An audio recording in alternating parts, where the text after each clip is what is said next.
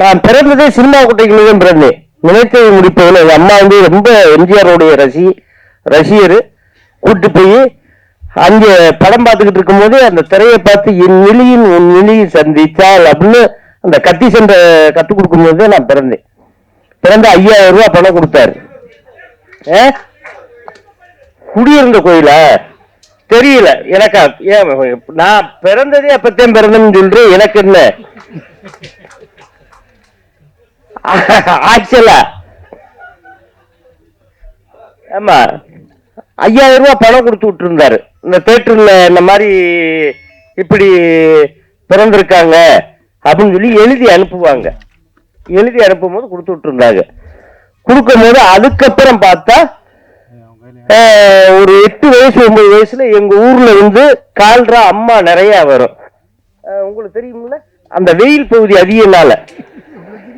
ஏன்னா இதுவும் பொய் சொல்லணும்னு சொல்லிடக்கூடாது.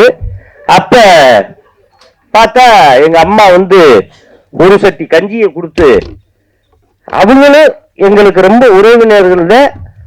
குறைவிட்டுத்தனமும் எங்களுக்கு ரொம்ப உறவினர்கள் தான். நாங்க ரொம்ப பழகுவோம் டீப்பா. அவங்ககிட்ட எம்ஜிஆர்னு பச்சையை குத்தி ஏடிஎம்க்கு குடியை போட்டு விட்டுருச்சு எங்க அம்மா. ஏன்னா கால்ரா வரக்கூடாது, கட்டுப்பாடா இருக்கணும், அம்மா போட்டுறக்கூடாது. அது அப்படி என்னுடைய மைண்டுக்குள்ள போய் தலைவர் தலைவர் படத்தை நிறைய பார்த்து அது மாதிரி இன்னைக்கு நடிக்க வந்திருக்கு.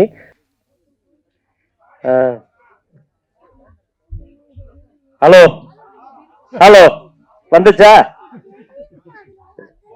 நான் பேசுறது கேக்குதா? இங்க என்னுடைய சொந்த பந்தங்கள் இருக்கிற பத்திரிகைக்கார அன்னைங்களுக்கும், அதே மாதிரி தொலைபேசி அன்னைங்களுக்கும், அதே மாதிரி என்னுடைய ஊரை சார்ந்த ராம்நாடு மாவட்டம், சிவகங்கை மாவட்டம், கமுதி மாவட்டம், இதை சேர்ந்த என்னுடைய சித்தப்பா பெரியப்பா அனைவர்களுக்கும் நன்றியை சொல்லிக்கிறேன். அதே மாதிரி மேடையில் அமர்ந்திருக்க, நான் அதிகமா நான் பேசக்கூடாது, இருந்தாலும் ஒரு 4 வார்த்தை மட்டும் பேசிக்கிறேன். அண்ணன் பாக்கியராஜ் இயக்குனர் அவர்களுக்கும், நடிகர் அவர்களுக்கும், அதே மாதிரி மாஸ்டர் சாக்குவார் தங்க அண்ணன் அவர்களுக்கும், அதே மாதிரி முத்துக்காலை அவர்களுக்கும், அந்த அம்மா உன் பேர் என்னம்மா வைஷ்ணவி அவர்களுக்கும், கீரூனியா நடிச்சிருக்கு வட்டி ஏக்குது நம்மள்கிட்ட பயங்கரமா. அது கேட்கறத பார்த்தா ராம்நாடு மாவட்டத்துல இப்படியே வட்டி கேட்பாங்க அதிகமா. ஆமா அதிகமா வட்டி கேட்பா மாஸ்டர். காலையில ஒரு வேப்பங்குச்சி ஒடிச்சு பல்ல விளக்குறாங்கன்னா வட்டியை வசூல் பண்ணாம போகவே மாட்டாங்க. அப்படிப்பட்ட ஏரியா. இந்த அவர் பின்னுக்கு இருந்து உண்மைன்னு சொல்றாரு. அதே மாதிரி ஹீரோ பாவம் நல்லா பேசினாப்புல, நல்ல உடன்பார்பா இருக்காரு. அது ரொம்ப பிடிச்சிருக்கு. கண்ணனை பத்தி நான் நிறைய சொல்லணும். இயக்குனர் இந்த கண்ணை வந்து எப்படின்னா, அப்பப்ப அடிக்கடி என்னுடைய அலுவலகத்துக்கு வருவாரு, என் இல்லத்துக்கு வருவாரு. வரும்போது அண்ணே இப்படி ஒரு படம் பண்ணியிருக்கனே, இதுல வந்து பாக்கியராஜ் சார் நடிக்கணும் அப்படின்னு. ஏன் போய் கேளு அப்படின்னு சொன்னேன். இல்லண்ணே நான் இங்க போறதுக்கு பயமா இருக்கு. ஏன் அவர் துப்பாக்கி வச்சிருக்காரா, சுட்டு போடுவாரா? இந்த படம் இப்படி இருக்குன்னு போய் சொன்னீங்கன்னா அவர் உடனே ஓகே சொல்லிடுவாரு அப்படின்னு. இல்லண்ணே நீங்க வாரியல, நான் வந்தா உனக்கு இது வேலையானு என்னைய கேட்பாரு. நீ போய் கேட்டீங்கன்னா உடனே அது கதவுகள் திறக்கப்படும் அப்படின்னு சொல்லி சொன்னேன்.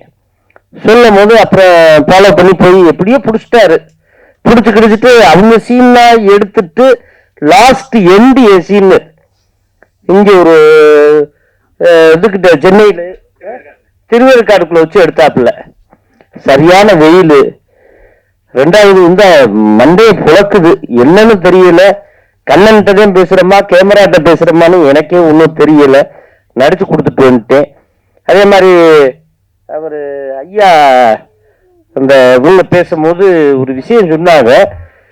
அந்த ராம்நாடு மாவட்டம் ஃபுல்லாமே வறட்சியான மாவட்டம்லாம் தண்ணி இருக்காது, வேலிக்கருவு அதிகமா இருக்கும், சாப்பாடுக்கு ரொம்ப கஷ்டப்படணும். அங்க உள்ள வீடுகள்லாம் ஹீரோ தம்பி சொன்னாப்புல காணாம போய்கிட்டு இருக்கு, உடஞ்சுக்கிட்டு இருக்கு. அங்க உள்ளவங்க எங்க இருக்காங்கன்னே தெரியல. இதுக்காக முதலாக புரட்சி தலைவர் எம்ஜிஆர் ஐயா சிஎம் ஆகும்போது இந்த ராம்நாடு மாவட்டத்தை இருந்து சிவகங்கை மாவட்டத்தை பிரிச்சு கொண்டு வந்தாரு. அதுதான் அவருடைய முதல் கையெழுத்து. இது யாருக்குமே தெரியாது. ஏன்னா அப்ப எனக்கு 3 வயசு 4 வயசு இருக்கும். எம்ஜிஆர் ஐயா வாராருன்னா நான் பாக்குறதுக்கு அந்த காலத்துல உங்களுக்கு தெரியுமில்லனே, எப்படின்னா மரத்தை அறுத்துருவோம், அறுத்து ரோட்ல மரத்தை கீழே விழுத்தாட்டிடுவோம். அது கரண்ட் போனானே என்ன போனானே அதை பத்தி ஒண்ணுமே பிரச்சனை இல்லை அப்படின்னு செஞ்சிருவோம். இப்படி செய்யறதே புரட்சி தலைவரை பார்க்க முடியும். முதலாக என்னுடைய மண்ணு சிவகங்கை மண்ணுல ஏன்னா அடிக்கல் நாட்டிட்டு போனாரோ அப்ப நான் போய் கை கொடுத்தேன். 4.5 வயசு கை கொடுக்கும் போது அதுக்கப்புறம் நான் பிறந்ததே சினிமா குட்டைகளும் பிறந்தேன். நினைத்ததை முடிப்பதில் எங்க அம்மா வந்து ரொம்ப எம்ஜிஆருடைய ரசிகர். கூட்டு போய் அங்கே படம் பார்த்துக்கிட்டு இருக்கும் போது அந்த திரையை பார்த்து என் நிலையின் உன் நிலையை சந்திச்சால் அப்படின்னு அந்த கத்தி சென்ற கற்றுக் கொடுக்கும் போது நான் பிறந்தேன். பிறந்த 5000 ரூபாய் பணம் கொடுத்தாரு. குடியிருந்த கோயிலா தெரியல எனக்கு. நான் பிறந்ததே அப்பத்தையும் பிறந்தேன்னு சொல்றேன். எனக்கு என்ன ஆக்சுவலா ஆமா 5000 ரூபாய் பணம் கொடுத்து விட்டு இருந்தாரு. இந்த தேட்டர்ல இந்த மாதிரி இப்படி பிறந்திருக்காங்க அப்படின்னு சொல்லி எழுதி அனுப்புவாங்க. எழுதி அனுப்பும் போது கொடுத்து விட்டு இருந்தாங்க. கொடுக்கும் போது அதுக்கப்புறம் பார்த்தா ஒரு 8 வயசு 9 வயசுல எங்க ஊர்ல வந்து கால்ரா அம்மா நிறைய வரும். உங்களுக்கு தெரியுமில்ல, அந்த வெயில் பகுதி அதிகனால. ஏன்னா இதுவும் பொய் சொல்லணும்னு சொல்லிடக்கூடாது. அப்ப பார்த்தா எங்க அம்மா வந்து ஒரு சட்டி கஞ்சியை கொடுத்து, அவங்களும் எங்களுக்கு ரொம்ப உறவினர்கள் தான், குறைவிட்டுச்சனமும் எங்களுக்கு ரொம்ப உறவினர்கள் தான். நாங்க ரொம்ப பழகுவோம் டீப்பா. அவங்ககிட்ட எம்ஜிஆர்னு பச்சையை குத்தி ஏடிஎம்க்கு குடியை போட்டு விட்டுருச்சு எங்க அம்மா. ஏன்னா கால்ரா வரக்கூடாது, கட்டுப்பாடா இருக்கணும், அம்மா போட்டுறக்கூடாது. அது அப்படி என்னுடைய மைண்டுக்குள்ள போய் தலைவர் தலைவர் படத்தை நிறைய பார்த்து அது மாதிரி இன்னைக்கு நடிக்க வந்திருக்கேன். நடிச்சு ஒரு படமும் பண்ணியிருக்கேன்.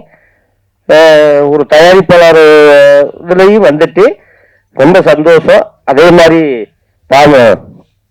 கண்ணன் வந்து நல்ல மனிதர், நேர்மையானவர், யாரு காசுக்கு ஆசைப்பட மாட்டாரு. நிறைய அவர் விதையில விதைச்சிருக்காரு. நிறைய கருதுகளை அறுத்து அவருக்கு வந்து அந்த கதிர் வந்து நல்லபடியாக பெரிய வெள்ளிப்பழமா மாறணும்னு கடவுள்கிட்ட வேண்டிக்கிறேன். நன்றி, வணக்கம்.